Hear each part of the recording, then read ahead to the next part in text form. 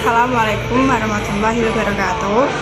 Perkenalkan, nama saya Kulin Nikmatur Rohmah, NIM 202111266. Puji syukur kehadirat Allah Subhanahu wa Ta'ala senantiasa memberikan kesempatan dan kesehatan dalam aktivitas sehari-hari saya.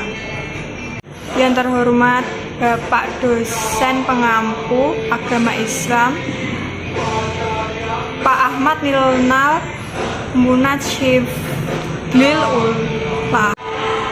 Di sini saya mau memberikan sedikit tausiah tentang Islam dalam pandemi.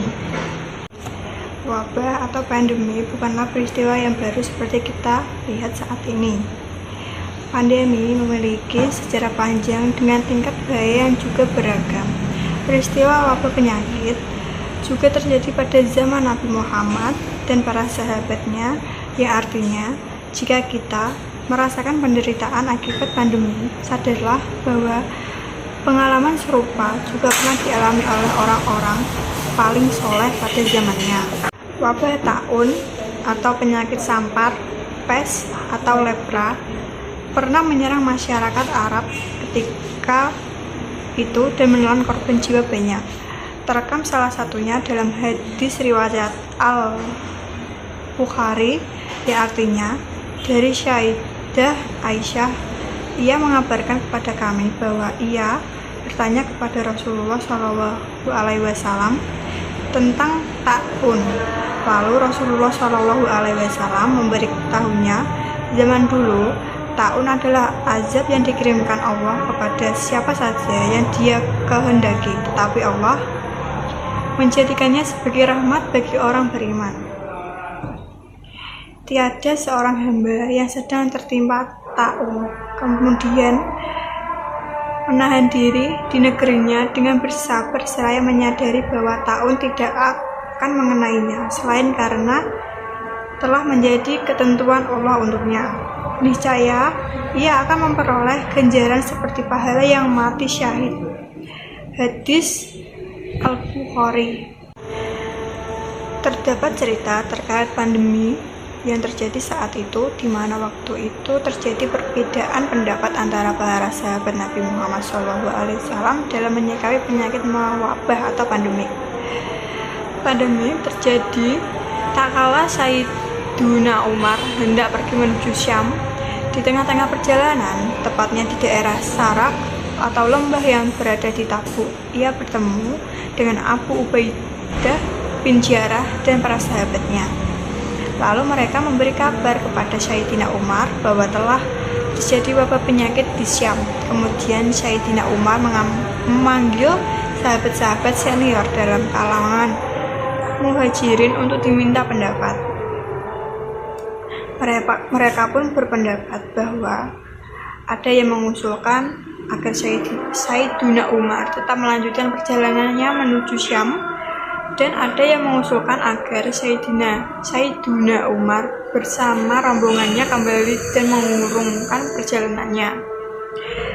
Ketika sahabat-sahabat senior dari kalangan Ansor diminta pendapat, mereka pun berpendapat bahwa akhirnya Sayyidina Umar memutuskan untuk menggagalkan perjalanannya ke Syam dan kembali ke Madinah. Imam Bukhari bersabda bahwa tidaklah seseorang yang di sekitarnya sedang terjadi penyakit mewabah lalu ia mau berdiam diri atau melakukan isolasi dengan penuh sabar di daerahnya dan yakin bahwa semua itu adalah ketentuan Allah, kecuali ia mendapatkan pahala sebagaimana pahala orang yang mati syahid.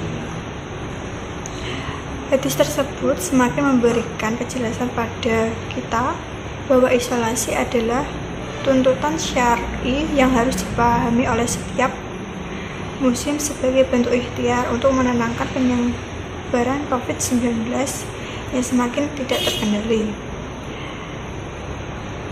yang telah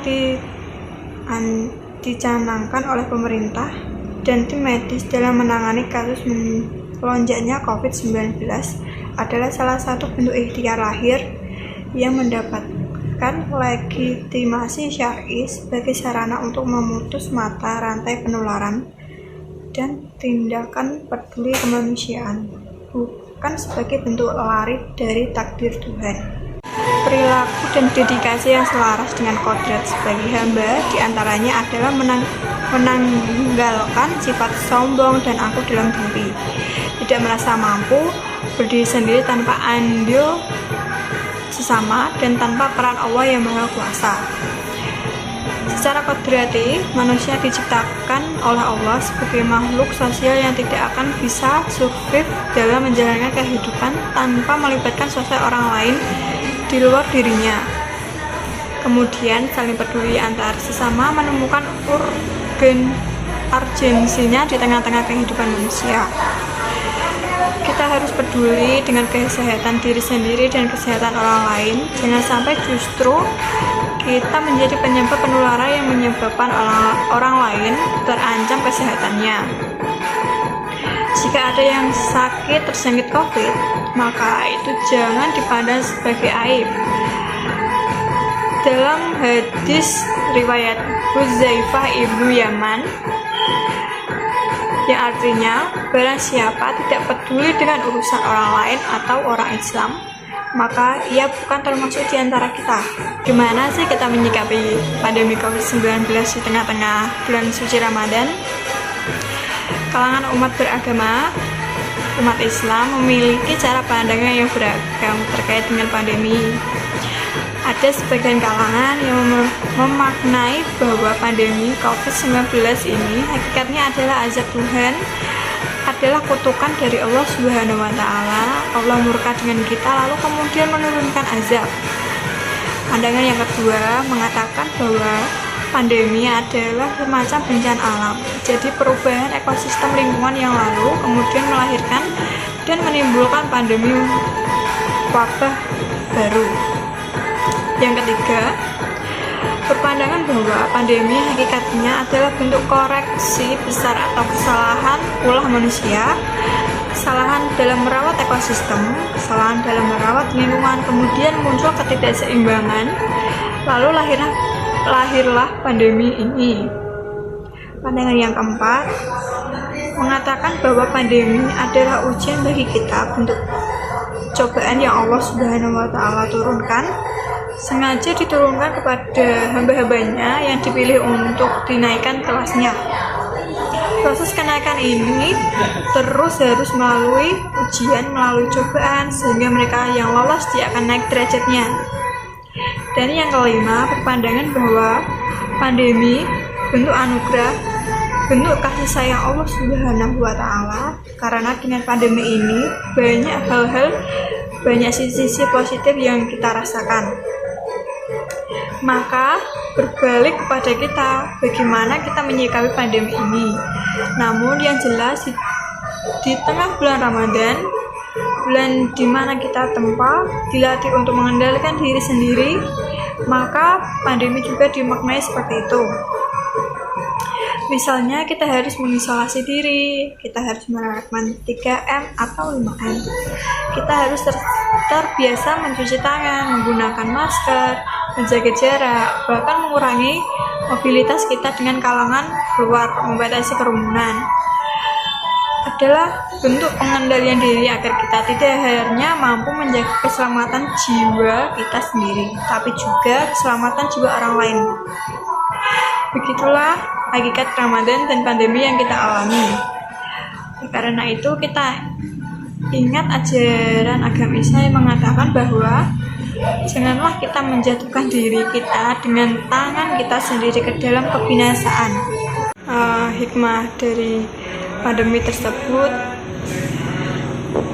kita perlu ambil sebagai pelajaran untuk memperbaiki hubungan kita kepada Allah Subhanahu wa Ta'ala, dan terlebih sebagai hikmah untuk memperbaiki kehidupan kita sebagai umat muslim untuk melangkah ke arah yang lebih baik dan jalan yang diridhoi oleh Allah Subhanahu wa Ta'ala.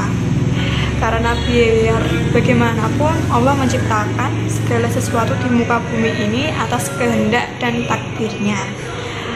Allah mempunyai maksud serta hikmah di dalamnya, dan kita sebagai umatnya yang beriman harus mensyukuri atas nikmatnya Sebagaimana Allah Subhanahu wa taala telah berfirman dalam surah Al-Baqarah ayat 269 yang berbunyi, Allah menganugerahkan al-hikmah atau kepahaman yang dalam tentang Al-Quran dan As-Sunnah kepada siapa yang dikehendakinya, dan barang siapa yang dianugerahkan karunia yang banyak dan banyak orang yang berakal yang dapat mengambil dari firman Allah Subhanahu wa taala. Allah Subhanahu wa taala menciptakan manusia dengan sebaik-baik bentuk juga sebaik-baik akalnya. Kita sebagai umat Islam wajib untuk berpikir dan mengambil hikmah yang terjadi dan hikmah yang tersembunyi di balik adanya segala sesuatu hal, baik itu bersifat terang-terangan atau segala hal yang bersifat bersembunyi. Dari adanya wabah virus 19 ini yang kita harus syukuri sebagai bentuk pelajaran untuk kita semua. Hikmah yang paling besarnya adalah bahwasanya dengan ini kita menjadi makin sadar bahwa Allah lah segala pencipta langit, bumi, dan seisinya. Sekian tausiah dari saya. Bila ada tutur kata bahasa yang kurang berkenan, saya mohon maaf. Wassalamualaikum warahmatullahi wabarakatuh.